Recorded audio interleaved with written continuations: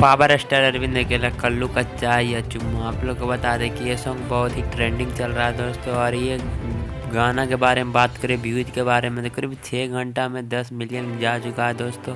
और इसी बीच बात करें तो ये सबसे महंगा सॉन्ग होने वाला अरविंद अकेला कल्लू का। ये गाना का बता दें कि अपलोडिंग किया गया था नीमन भोजपुरिया से, जो कि इस पर कोई ट्रेंडिंग कोई गाना गया ही नहीं, जो कि अरविंद अकेला कल्लू का ये सॉन्ग चल गया दोस्तों।